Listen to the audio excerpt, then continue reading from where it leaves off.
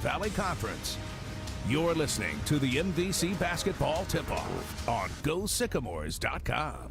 Broadcasting from the St. Louis City Center Hotel in downtown St. Louis, here's Luke Martin. Welcome, everybody, to GoSycamores.com. It's the MVC Tip-Off, which means it's time for basketball yet again. We know we've been previewing these Sycamores on the hardwood now for a couple of weeks, but now at the exhibition game this weekend against Purdue, the season opener right around the corner, November 10th against Indiana. Of course, the exhibition against Marion upcoming too as well. We're going to preview that and much more, and of course, get voices around the rest of the Missouri Valley Conference today with it being MVC Media Day here in St. Louis. Great to have you with us, everybody. I am Luke Martin. Joining me to start things off is the head coach of the Indiana State Sycamores, Greg Lansing. Coach Lansing, I have not been able to talk to you in a long time, so it's great to finally be able to get you to sit down and being able to catch up with you. Well, Luke, I can't tell you how much I appreciate what you're doing too. I know Ace and I go way back, and all you guys' hard work and all the compliments that people give to me on what you're doing for us on social media. So really appreciate all you're doing, and let's make sure to keep it rolling. Well, we can't necessarily say who you played over the weekend and scrimmaged over the weekend, but how did you feel that close scrimmage went for your team? What close scrimmage? It's a secret. It's a secret.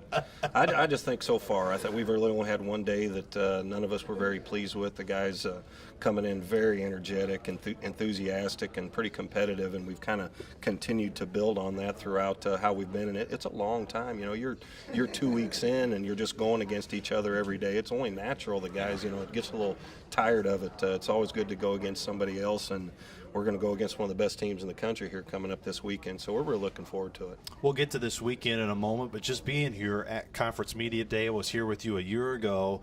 I know it's always a special day for you, being able to catch up with so many coaches across this league that you have really tremendous high respect for. Oh, I do. I mean, for one, most of them are just real good friends, too. They're guys that I confer with. I seek their counsel. Jake and Porter Moser right up there at the top. Those guys have been good friends of mine for a long time, and, over Final Fours and things like that, when you see each other on the road recruiting, you get a talk now, hey, we get on the floor and go after each other. Our teams are competitive, and we won't beat each other's butt. But I love coming and hearing positive things about everybody and what they're doing in different ways. Everybody's doing things, but this is something where you get together and just let's kick it off. Let's touch base and see where everybody's picked, and let's move forward. You, of course, keep the focus internally and just focus on your guys. I know you're not concerned really what's going on around the rest of the league, but of course with Wichita leaving the Valley, now Valpo being inserted, where do you feel the optimism is right now in this league to feel, because you've been a part of this league where it's been in its heyday. It's been one of the best, if not the best, at the mid-major level, and why this league can continue to stay there, and not just stay there, but ultimately continue to raise the bar. Yeah, Luke, I do concern myself with every other team. I want them to win every game in the non-conference. I really do. I want them to be healthy. I want them to go win great home games. I want them to get on the road and beat Power 5 teams just like I want us to. And then when we get to fight each other, that's a different story. But the league, I've been in a long time, in 2 different tenures, and I hated seeing Creighton go. I hated seeing Wichita go because, for one, you're probably going to play a ranked team. You're going to go into a hostile environment once a year in both those places. But this league is still really good. I was going down about every day at practice. I go down and I look up at all the flags, and I'm like, well, they're going to be good. Well, they're going to be good. Well, they're going to be good. So I know how well it's coached. I like the additions of Loyola and Valpo, obviously, with another in-state team in the league. So I think Missouri State's a clear favorite, but I think everybody is pretty excited about their team and very positive moving forward.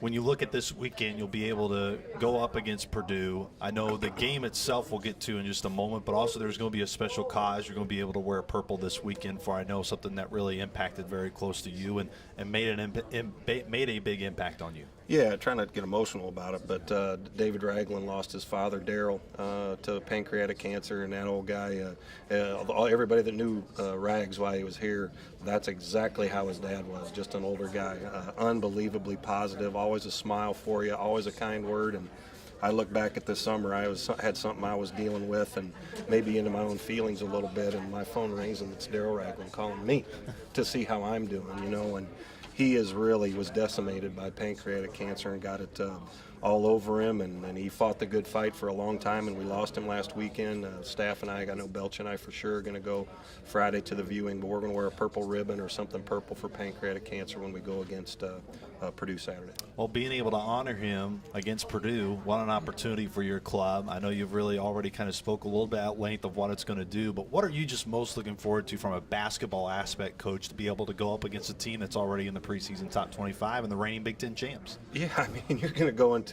one of the best programs in the country, a very well-coached team, and a team that plays really, really hard.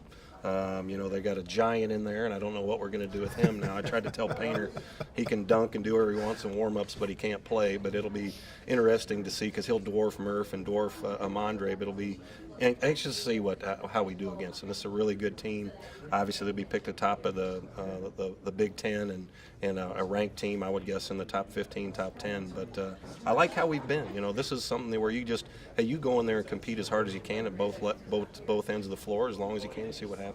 The biggest challenge when you have a game like this, being an exhibition game, how much do you really focus on who you're playing and scouting necessarily what they're going to do in turn to what you do? Hardly at all, really. It's just going to be more about us.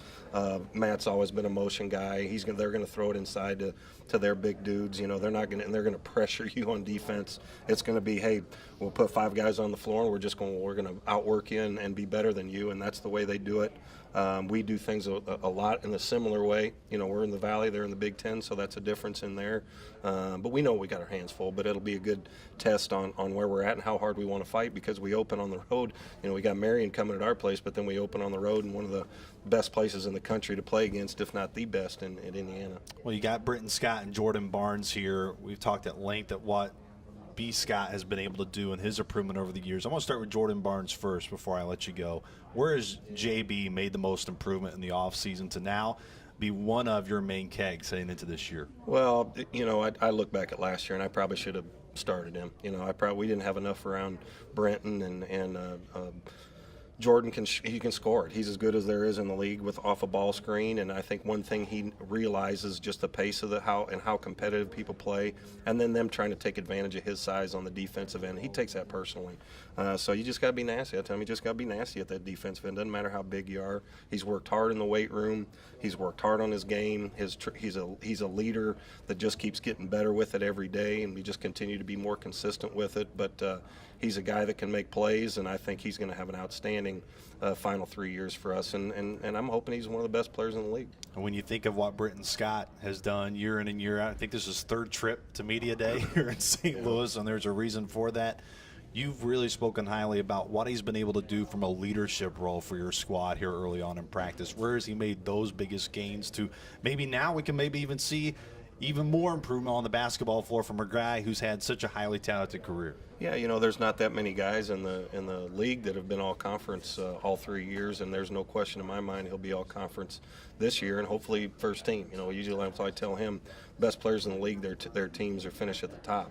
But to do what he's accomplished so far, and he'll be right up there in the scoring, overall in the history of Indiana State basketball. But like you said, where I'm really impressed with is he's taken it personal, the leadership stuff. I'm always on him about being a good teammate, and that's continued to improve throughout his experience here. But he's really trying to step up every day with saying the right things and being a good leader.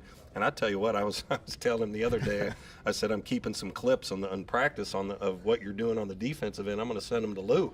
I'm going to send him to Lou down there, and he's not even going to know who you are. So he's really worked hard at that defensive end, and he's coming around at that. And I think we got good pieces around him, which is probably what hurt us the most last year. We just didn't have enough to help him. Coach, I know you got other media responsibilities. I'll send you off to him. Thanks so much for the time. Always great to see you, my friend. Thanks, brother. I always appreciate it.